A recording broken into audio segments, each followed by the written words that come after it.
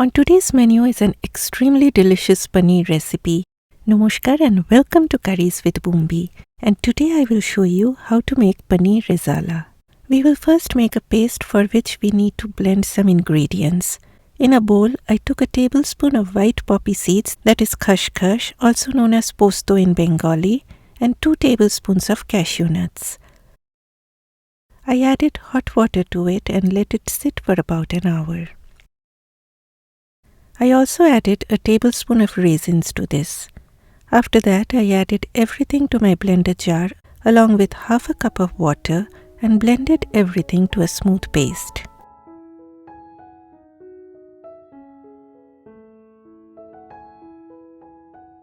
Next, I will be using my blender jar again to make an onion, ginger, green chili paste. I used yellow onions as the red onions available where I live are very pungent, and they get even more pungent and bitter if they are blended in this way. You need a smooth paste like this. Then I added a few strands of saffron in my mortar and pestle, crushed it roughly, and added about 1/4 of a cup of warm milk to it.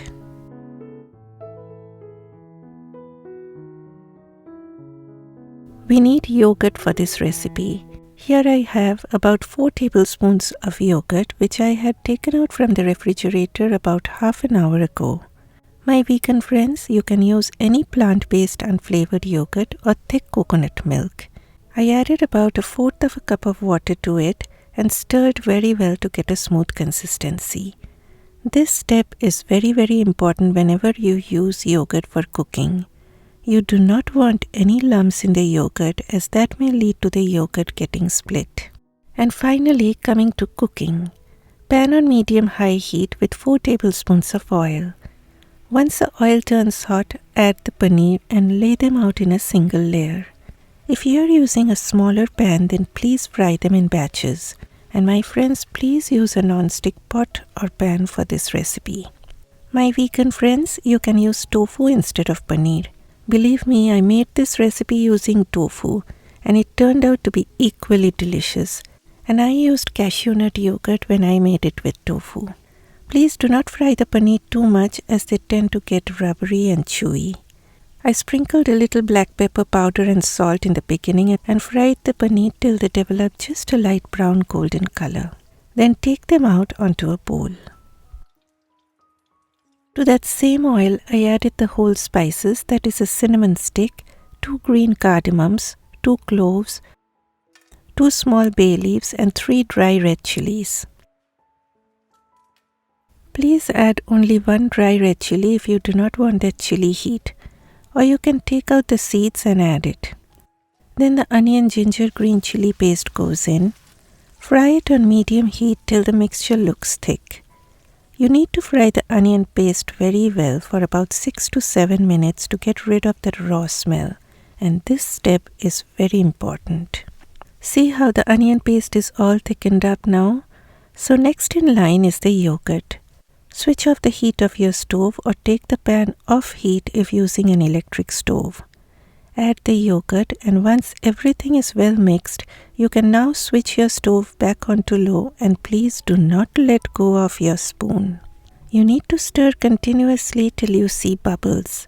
It is very important to keep stirring continuously on low heat to prevent the yogurt from curdling. Once you see those bubbles, add the poppy seed cashew nut paste.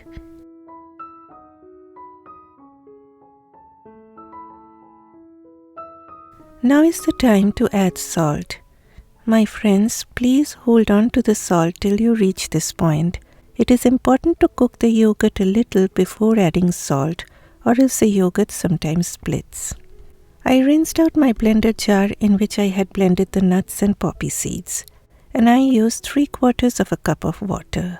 Simmer the gravy for about 3 to 4 minutes on low heat, and then add the fried paneer, along with half a teaspoon of garam masala powder, along with a teaspoon of sugar.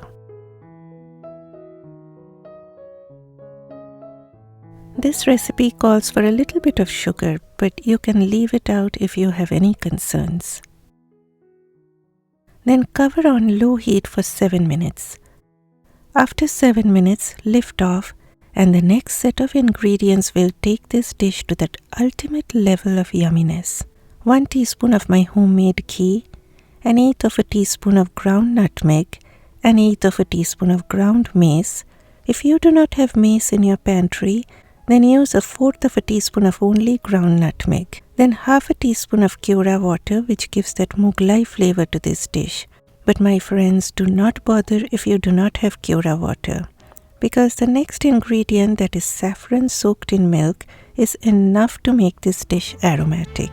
Stir and simmer on low heat for 2 minutes.